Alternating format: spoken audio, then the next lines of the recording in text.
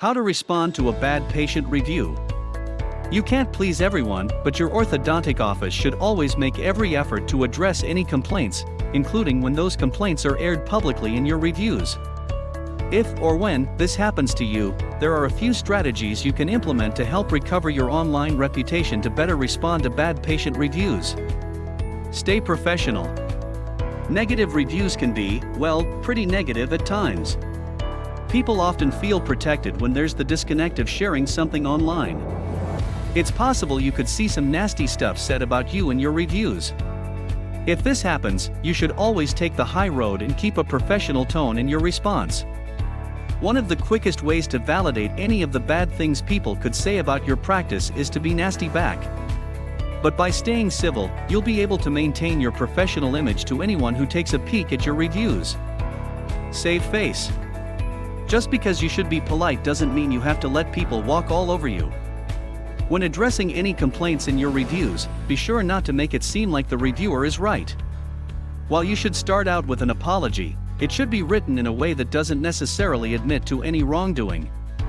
Something like, "I'm sorry you didn't enjoy your experience with our office," allows you to express concern about the complaint without making it seem like the claims the patient is making are true.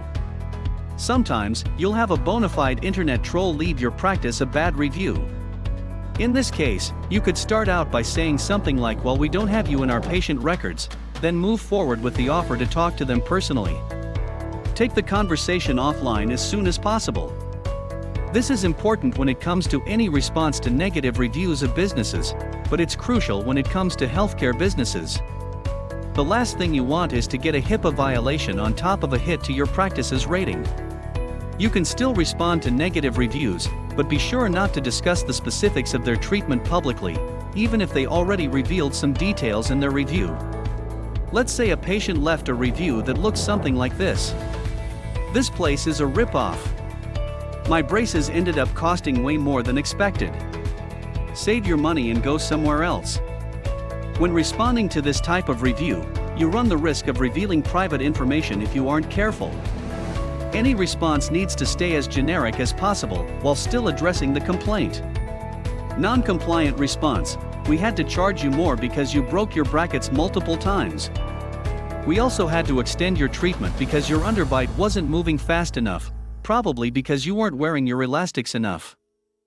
Compliant response: "We're deeply sorry if there were any miscommunications regarding billing.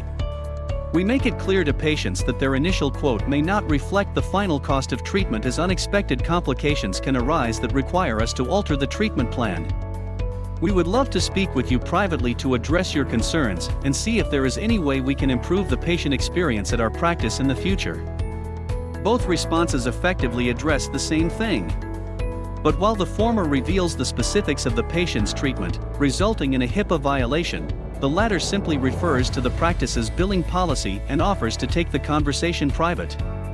By having a solid plan in place to address negative reviews, you can maintain your professional image and show potential patients that you genuinely care about their experience at your practice.